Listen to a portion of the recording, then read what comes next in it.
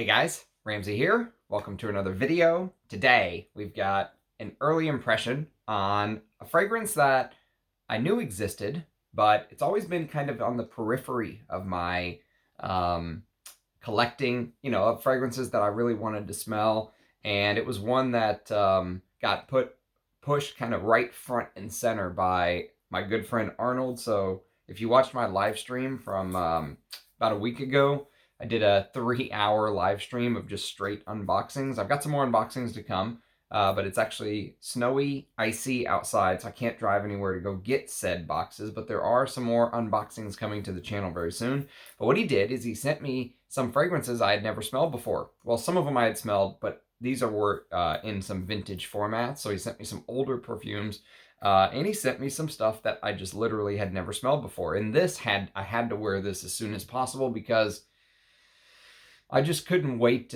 to get to know this, right? To kind of break this down and really understand this fragrance, because it's from one of my favorite houses. So I've been doing some early impressions recently, and the last couple have been very positive. This is also going to be very positive. It's from the house of Uncle Serge Lutens, and it's called Serge Noire. Now, someone told me Serge Noire is Serge Lutens' signature scent, and I don't know how true this rumor is, but he said that he was worried releasing it to the public because he thought it would be too daring for them, which is very interesting because I don't find this too daring at all. Actually, I find it absolutely brilliant, and we'll talk about why I like it so much. But first, I want to do a quick reading on the House of Serge. It's been a while since we've talked about them. And so just as a quick reading on the house, if you will. So here's the blurb on Serge Lutens according to Parfumo. So Serge Lutens is one of the very biggest names in the perfume world. Since 2000, the self-taught perfumer who describes himself as an author.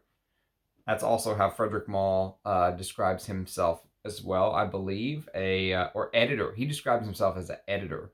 Serge Lutens describes himself as an author. Has been designing very careful and high-quality perfumes under his brand Parfums Beauté Serge Lutens and the associated brand Serge Lutens Les Salons de Palais Royal Shiseido. But long before that, the multi-talented designer and artist Serge Lutens was a household name in the fashion world. His journey from small circumstances with severely limited real options to absolute creative freedom and artistic self-realization is impressive. At 14, Serge Lutens, born in Lille in 1942, took up an apprenticeship as a hairdresser, impressing as he did with what was then unusual, revolutionary-looking women's hairstyles in a bob style with a shaved-out neck. In 1962, he moved to Paris and was hired by Vogue as chief designer in hair, makeup, and jewelry. In 1967, he moved to Dior and created a makeup line there, which some say his creation of that makeup line at Dior kind of saved them from a really troubling time in the company's history. It then says that he worked on beauty from every possible artistic direction as a hairstylist, makeup and fashion designer, photographer, short film director, image and advertising consultant, and beginning as a perfumer. In 1980, he joined Shiseido to design the entire image of its beauty range. In 1982, he designed his first perfume, Nombre Noire, on behalf of Shiseido. I would love to smell that one day, too. That's like a unicorn's unicorn, right? That would be like getting struck by lightning and being eaten by a shark on the same day. The Parisian Salon de Palais Royal, which he designed, are a perfume store in a completely designated house full of luxury, pleasure, and sensory seduction, full of sumptuous furnishing and precious details. Since the millennium, Serge Lutens worked exclusively as a perfumer in his own right. The designer and all-around artist who now lives in Marrakesh specializes in what is closest to his heart. His perfumes are perceived as idiosyncratic, often bulky, and not easy. Nevertheless, he has set his milestones in perfume fashion with some of his fragrances, and his brand is flourishing profitability. He sees himself to care little about the market success of his fragrances. What is important to him is to follow unrestricted and constantly individual inspiration and to formulate his personal memories, experiences, and feelings in the language of fragrance. And you know what? If I ever had a fragrance brand, I think I would feel the exact same way. You would want it to succeed, obviously, but honestly, with what I've kind of learned about perfume and what the public likes, I would almost want something that didn't sell well to the public. I think mass acceptance of something in sales are almost counterintuitive to having a original design and to put out an original product, if that makes sense. But I'm digressing. So that's just a little blurb about Serge Lutens. So let me just tell you, Serge Noire came out in 2008, okay? So it wasn't one of his earlier releases. It's one of the, what I would consider the newer releases, you know, the big hits. Mostly came out 2005 and before, if you will. Excuse me. And so just as an example, I'll give you a couple fragrances that it's in the ballpark of. So here's one. This is called Feminite du Bois. Everyone knows this. The femininity of wood, I believe is what that means. And this was created by Christopher Sheldrake, who created Serge Noire, by the way. The genius Christopher Sheldrake. We'll talk a little bit about him. And Pierre Bourdon, genius again. And interestingly enough, when it came to Feminite du Bois, they actually named 3 perfumers. The third perfumer was none other than Serge Lutens. And so that's the way that they kind of wrote up the brief, that this is a trio of perfumers. And many perfumers nowadays, if you ask them if there's one fragrance they could make, you know, what would it be? Many of them name Feminite du Bois as this revolutionary perfume. In fact, it was revolutionary when it first came out because it was a woody fragrance geared towards women. They didn't have such things. Women wore flowers or stuff like that back then, right? So when this came out, this really kind of revolutionized things. I would love to smell the Shiseido version of Feminite du Bois one day. Rich Mitch may have even sent me a sample. Maybe I'll do a comparison if I can find it. But this is woody, spicy. The cedar note is the main note that everyone focuses on. But I get lots of fruits and lots of honey and lots of cinnamon. Okay, those are the 3 other notes that really jump out to my nose. And there's other stuff too, violet, orange blossom, ylang ylang, cardamom, musk. But I bring that up because this fragrance in the scent profile that was created in 1992 or whenever this came out originally for Shiseido, let's see, yeah, 1992. It was then repackaged in 2009 in the Serge Lutens brand. Is very reminiscent of what you're going to get in Serge Noire, but there's been some tweaks. We'll talk about some of those tweaks. Also, just so I can mention it, if you have ever smelled L'Enfant Terrible by Bois, there is a big familiarity between these 3. Feminite du Bois, L'Enfant Terrible, which is sadly discontinued because it's one of my favorite Bois fragrances, and Serge Noire. They share this DNA. And you know, if you like one, you'll inevitably like all of the others. I'll tell you that right now. But there are some differences. And so instantly, you're going to notice one thing when you smell Serge Noire. One thing pops out to you immediately. The craft, the dedication of the perfumer. You're going to notice that you're smelling something that is made by a deft hand. Somebody who really takes their work seriously and loves their work, not for the money, but for the pride and what they put out. You know, like they care about what they put out for artistic and posterity's sake, right? That's the feeling that you get when you wear Serge Noire. It has that Sheldrake attention to detail, if you will. And right now he's master of ingredients at Chanel, and we all know that Chanel has some of the best ingredients in the world.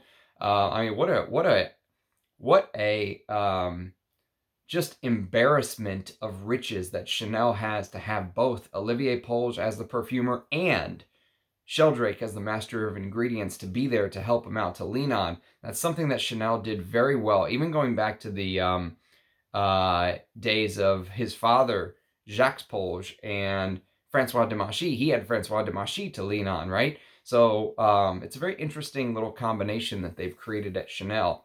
But you'll instantly notice the attention to detail and not just the materials, because yes, the materials used are of a high quality. There's no doubt about it. But it's the way that the perfumer kind of put everything together, and you get little hints of the past, and yet it feels so modern, and we'll talk about a little bit of that. So the first thing that you're going to notice in the opening is that the fragrance starts out very dry to the nose, starts off very dry and very woody, okay? Those are the first things you're going to notice with spice. So imagine the cedar note taken out of Feminite du Bois. So you just take the cedar note out of Feminite du Bois, and you start removing things. So the way that I've thought about how I can explain this properly, this is kind of the only thing that comes to mind. Imagine that you have a chassis of a car, right? Feminite du Bois is that chassis, but instead of being a completely done perfume, it's just a chassis. And Christopher Sheldrake is removing things from or Feminite du Bois is the car, and they need to get it down to a chassis. That may be a better way of saying what I'm trying to portray here. So Christopher Sheldrake and Serge Lutens are just ripping pieces off of this car, right? Plum, nope. Beeswax, nope. Peach, nope. Honey, nope. And they start pulling things away, right? And you would think that when you do something so self-evident as tearing away, it's going to inevitably get simpler and simpler and simpler and simpler, right? And it starts off feeling so... I think part of the brilliance of the fragrance is it never seems simple or boring. Even though I'm saying they're pulling things away from Feminite du Bois, it's the only way I can describe what Serge Noire smells like to me. It smells like... It smells like they began with a stripped-down version of Feminite du Bois. And obviously, this smell is near and dear to Serge Lutens' heart. If this truly is his signature scent, and they built this in the 90s for Shiseido, obviously, this is a, perfume that he loves, or a smell profile that he loves, right? But the brilliance of it is that it never seems boring, you never get that ho-hum, it's just kind of flat on the skin feeling with, at least I haven't all day wearing it today. Now, it is very cold outside. Obviously, I'm in a heated environment in my office, but I never got this feeling of flatness or 2D, never felt stale. It always felt complex. And what I think ended up happening is they ended up adding a couple notes, okay? So the first thing that they added that I don't get very much of in Feminite du Bois, just a little bit, is cumin. I think there is a little bit of cumin in Feminite du Bois, but I think mostly they focus on two spices in Feminite du Bois, which was cardamom and clove, okay? So it feels like the cumin is a little bit more amped up in Serge Noire, just a bit. And interestingly enough, though, if you look at Parfumo, if you go to Parfumo.com and type in Serge Noire, which I'll tell you to do anyway because I want you to look at the advertisement because it really gives a good idea of what the scent feels like to me. You're only going to notice two notes listed. Two, that's it. And I love Parfumo. They're my favorite place to look at. Sometimes on the Serge Lutens, I feel like Parfumo is lacking a little bit, though. I don't feel like the note listings are really right. They only list frankincense and charred woods, and that's it. Frankincense and charred woods. And I just got done describing to you that it feels like they're literally pulling bits and pieces off of this. So you would think that, well, maybe there is only two notes in here. No way. This is a complex fragrance through and through. And it has that, Serge Lutens, even though I'm saying that they're pulling stuff away and they're pulling stuff out, it has that Serge Lutens, it has that Serge Lutens complexity to it, if you will. It stays complex, even though that's one of the brilliant parts of the fragrance, I think, is its ability to be such a simple fragrance. It feels like it's a simple fragrance, and yet it smells very complex, and that's a hard thing to do. It's a hard thing to be simple, but complex. There's this dichotomy there, right? There's this... there's this contrast, which is very important in perfumes. Contrast is one of the most important features of perfume. Just think of the contrast in something like Koros with that dirty, clean aspect, right? One of my favorite, one of my favorite things about a perfume is when there's brilliant contrast. Excuse me whilst I hydrate. Okay, so what they've done is it feels like they've added a couple keynotes. One is cumin and some spice combo, okay? I'm guessing cumin, clove, and cardamom. That's my guess. Cumin, clove, cardamom is my guess of spices, which feels true to the Feminite du Bois DNA. So that makes sense, right? You get the woods in the opening, you get the spices in the opening, but you don't get that plummy. See, Feminite du Bois is very, it has this syrupy woodiness about it. And the syrupy woodiness comes from the honey, obviously the woods, the cedar in here, and the fruits. And so when you imagine Serge Noire, imagine that Feminite du Bois DNA, remove the honey, remove the fruits, remove that syrupiness to it, and what you're left with is a focus on the woods, the incense, the spices. That's basically the fragrance. The woods, the incense, and the spices is kind of what it feels like to me. But there's more. There is a little bit more to it. I don't want to make it seem too simple, but that's kind of the 30,000 foot overview, if you will. Now, if you go to Parfumo and you type in Serge Noire, look at the bottle. Most Serge Lutens have color to them. Like, look at the juice color on Feminite du Bois. Look at the juice color on 5 o'clock Au Gingembre. Look at the juice color on Musk Kublai Khan, the little bit that I have left. Look at the, I can't show you, well, it's a decant, but if you could see the juice color, if you go to, it's basically clear. The juice color is basically clear on the advertisement. It's got a little color here, but on the advertisement, and when you look at the bottle, the juice almost looks see-through white, almost clear white.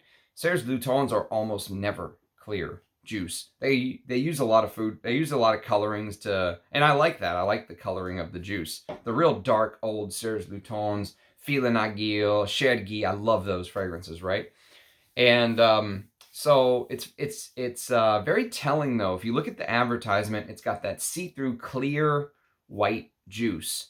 And the advertisement has a slim man, in a simple black and white drawing, and he's like standing over the bottle. So the bottle comes up to about here on him, and he's like towering over it, looking down on it. Just a simple black and white drawing of a thin man, just elegant, thin, in a tuxedo or, a nice jacket or whatever. And it really speaks to the heart of the fragrance. Like, there is something, I think, to this stripped down, simplistic idea that they were kind of playing with. But, Christopher Sheldrake is no regular perfumer. I think he's brilliant. I think he's one of the best. And so he's not just going to, strip down Feminite du Bois and put it out, right? So there have been some additions. The second addition that makes the fragrance feel complex outside of the incense, I'm sorry, that is the second addition. But outside of the cumin, cardamom, and clove that I mentioned, is the incense. And the incense used here has this feeling of complexity because it comes across as very wispy, and it almost comes across as somewhat lemony. There's elemi, which gives it this lemony-like feature. And the elemi is so beautifully used here. So if I had to come up with a slogan, so you kind of have an idea, right? Imagine you took Feminite du Bois, amped up the incense, and made it smoky. And if you know anything about my taste, I love smoky perfumes. The smoke here is evident, but elegant. That's the way that I would describe it. Imagine the man in the dark suit that I was telling you about, just hovering over the bottle with the clear juice. That's Serge Noire. Elegant, but it's evident, but it's elegant is the way I would describe it. If I had to come up with a slogan for this perfume, it would probably be something like beauty through simplicity, right? Because many times people think that simple things are boring, or for something to be beautiful, it has to be extremely complex. And there are some moving parts here. A couple of the other things that I have not mentioned yet, which I tend to get, is that the cedar opens up smelling. So this is like a 5-hour dry down. I already resprayed over the initial opening because over the initial wearing that I had from 8 o'clock this morning. It's now 5 in the evening. Because I love that opening so much. I wanted to re-experience it again. And so the wood, what ends up happening as it kind of goes on, is the wood starts off really smelling like the wood from Feminite to Bois. Okay? So the wood starts off like the cedar from Feminite to Bois, but as it goes on, the wood starts becoming more and more charred. It starts feeling almost like you're smelling the wood that the incense sat on, and the incense kind of got low and just started to burn a little bit of the wood. Just imagine, I know it wouldn't happen in real life, but just imagine that the wood started to get just a little bit charred, a little bit burnt from the incense. And that's kind of the feeling of the wood transitions. That's one feature that makes it slightly different from Feminite to Bois, is that charred wood-like feature. And the cedar, as it opens up more and more as the hours go by, the final bit and the final coup d'etat that I really noticed that made me go, wow, this fragrance is one of the better Serges that no one talks about. No one ever talks about this. I don't think I've ever heard anyone talk about it. Maybe I've heard Pep talk about it once, and that's it.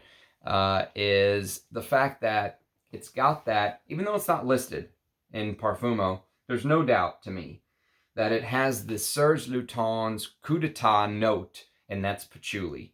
So there's this patchouli, and I talked about it a little bit when I talked about 5 o'clock au gingembre.